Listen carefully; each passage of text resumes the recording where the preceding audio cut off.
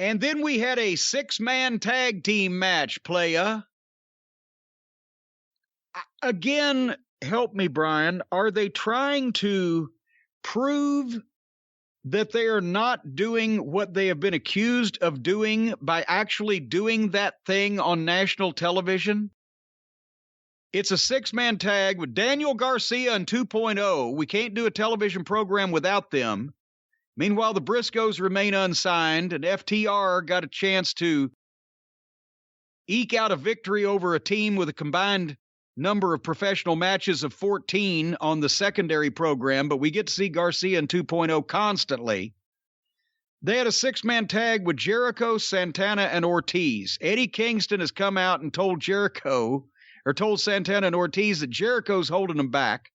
They would have been the World Tag Team Champions if it wasn't for Jericho.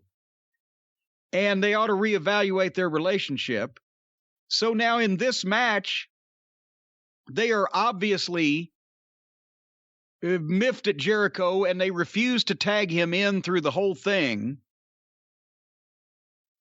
And then it's coming off like he's supposed to be the babyface, but yet he does the very thing he's been accused of, which is stealing their spotlight, when the only reason they win the match is because he fucking knocked the guy out with his finish first while he was outside the ring about to walk off on him because they wouldn't tag him.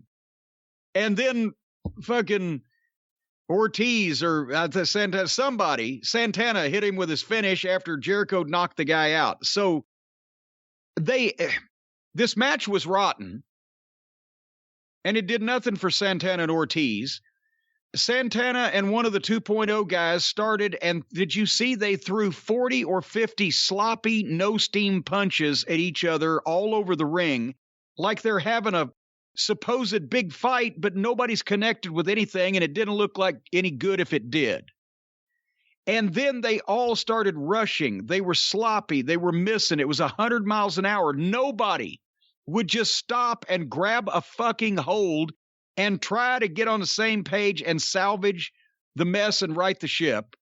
They obviously, because of that opening disaster, it had their time cut.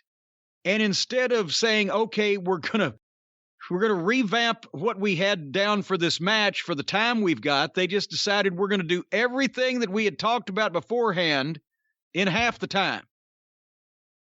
And again, the story was they wouldn't tag Jericho in, so he at one point backslap tagged himself in and just stepped in, and Ortiz did the same thing immediately. And then all the heels ran over and glommed all three of the baby faces, and they went to a break. When they come back from the break, they're getting heat on Ortiz, and Ortiz wipes out all three heels, and then everything comes to a halt because now the story has to come into play.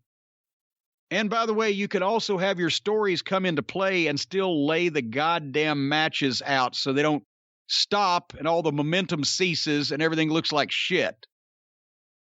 But Ortiz wipes out all three heels, won't tag Jericho, waits till Santana gets back up on the apron and makes a point of tagging him.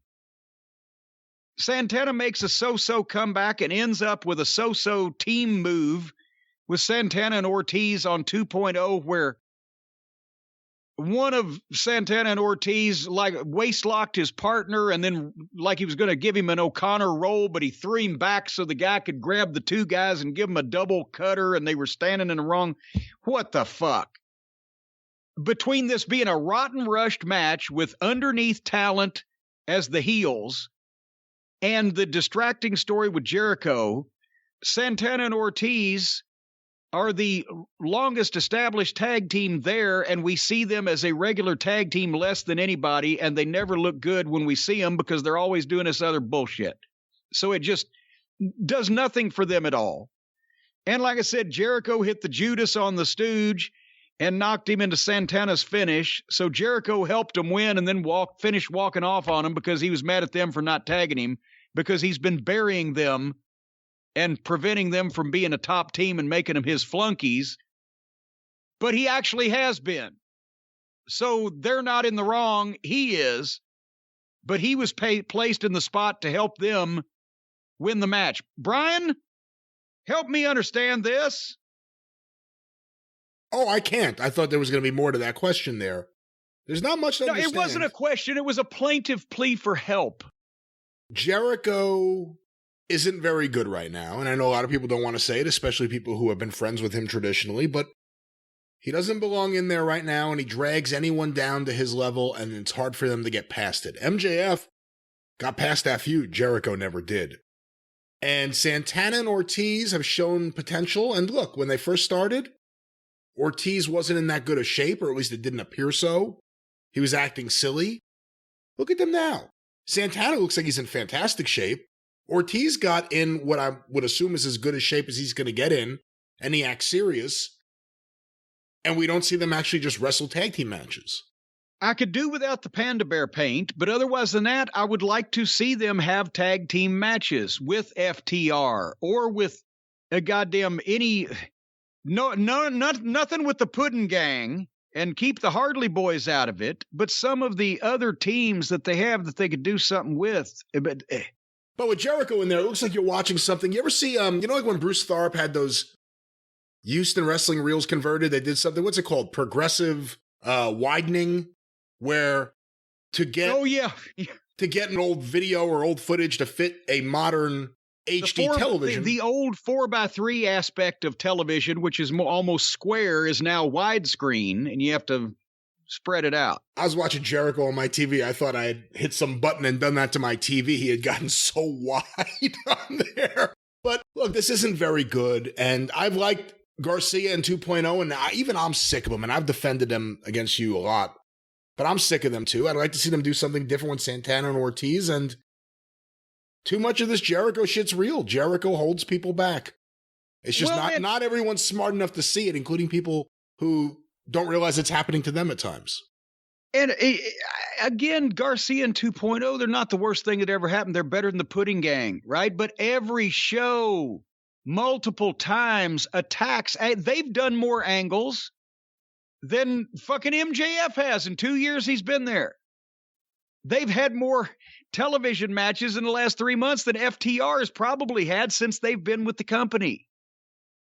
And again, we still have in my opinion, the tag team with the potential to draw more money than any other tag team in the business right now.